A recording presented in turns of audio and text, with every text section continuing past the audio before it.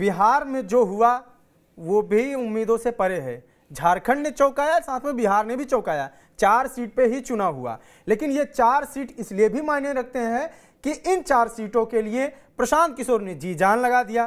तेजस्वी यादव और उनकी पार्टी ने कहा कि ये जो परिणाम आएंगे, ये आने वाले 3 महीने 4 महीने में जो विधानसभा चुनाव हैं, उन चुनावों की एक छोटी सी झलक इस पे दिखेगी और इसका बहुत बड़ा प्रभाव पड़ेगा।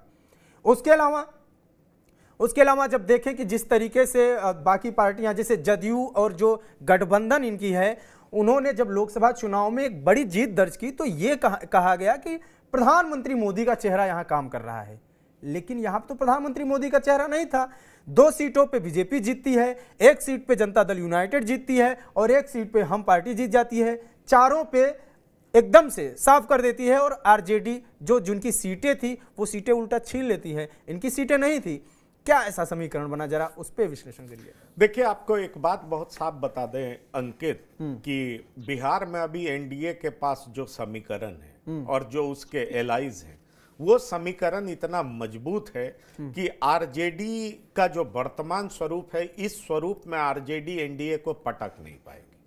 जबकि ये भी सच है कि नीतीश कुमार जो 2005 के नीतीश कुमार थे या 2013 तक जो नीतीश कुमार थे, वो नीतीश कुमार आज नहीं है। लॉ एंड ऑर्डर उनका ट्रम्प कार्ड होता था, आज वो ट्रम्प कार्ड नहीं है। लॉ एंड ऑर्डर के मसले पर, इलीगल शराब बिकने के मसले पर, तमाम मसले पर नीतीश कुमार अब उस तरह से सफल नहीं है जैसे पहले हुआ करते थे। फिर भी नीतीश कुमार इतना विजयी क्यों है, यह समझना बहुत जरूरी है। दरअसल जितनी छोटी छोटी जातियां, जैसे आप देख लीजिए कि यहाँ अभी बता रहे थे चौबे जी, आनंद जी और ज्ञान रंजन जी बता रहे थे कि 40% वोट इनके साथ इंटैक्ट है जेएमएम के साथ। वो मोमिन और मांझी का जो अलायंस है वो इतना फॉर्मिडेबल अलायंस है कि जिसको ब्रेक करना बीजेपी के लिए मुश्किल हो रहा है।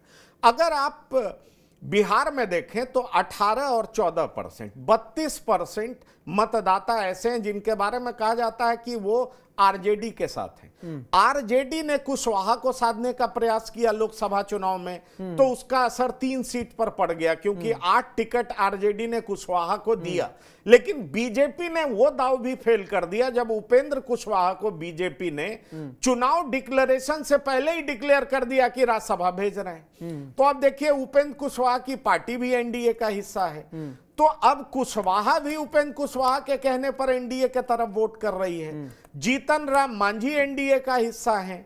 आप देख लीजिए, चिराग पासवान की पार्टी एनडीए की हिस्सा है, नीतीश कुमार एनडीए का हिस्सा है और बीजेपी एनडीए का हिस्सा है। तो अब बिहार में आप देखेंगे कि anti Yadav polarization, anti Yadav जो है, तमाम जातियां एकजुट हो जाती हैं। एक तो उसका असर होता है, दूसरा यादव मुसलमान का जो कॉम्बिनेशन मजबूत होता था वो भी दरकने लगा। अब जैसे बेलागंज लीजिए, बेलागंज में मोहम्मद जावेद को खड़ा कर दिया जन स्वराज पार्टी ने। मोहम्मद जावेद 17-18 हजार वोट ले आए। अब समझिए उसका अच्छा खासा नुकसान हुआ।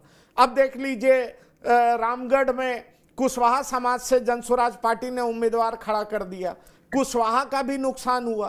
तो कुल मिलाकर के आप देखिएगा तो इस चुनाव को देख करके एक बात तो कहा जा रहा है कि जन स्वराज पार्टी सेंधमारी कर रही है, वो एनडीए में भी कर रही है, वो आरजेडी में भी कर रही है। लेकिन आरजेडी का जातीय समीकरण एनडीए की तुलना में पहले से कमजोर है और उसमें थोड़ी भी सेंधमारी कर दे रही है जन स्वराज पार्टी, तो आरजेडी को कहीं ज्यादा नुकसान होता है। और एनडीए में करती है तो एनडीए को बहुत फर्क पड़ता हुआ दिखाई नहीं पड़ रहा है। और इसी का परिणाम है कि 3 सीटें इंडिया ब्लॉक के पास थी, आरजेडी लेड अलायंस के पास थी, तीनों सीटें आरजेडी हार गई। आप हैरान हो जाएंगे, सुरेंद्र यादव ने अपने सुपुत्र को बेलागंज से उतारा जहां से वो पिछले 35 साल से विधायक है, 30 से 35 साल से विधायक हैं, उनके सुपुत्र बेलागंज से हार गए। आप हैरान हो जाएंगे रामगढ़ से, जहां से कि प्रदेश अध्यक्ष हैं आरजेडी के जगतानंद सिंह,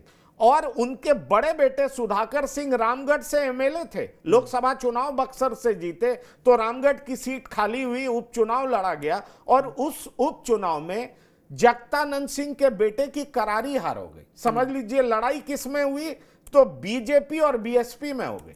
तो अब समझिए अगर इस तरह की घटना घट रही है तो उससे एक बात साफ समझ में आ रहा है कि जन स्वराज पार्टी ज्यादा डेंट अगर पहुंचा रही है तो वो पहुंचा रही है आरजेडी को, क्योंकि उनका अलायंस पहले से कमजोर है, जातीय समीकरण पहले से कमजोर है, और उसमें भी अगर सेंधमारी हो जाती है तो आरजेडी को काफी ज्यादा मुश्किलें आ रही हैं।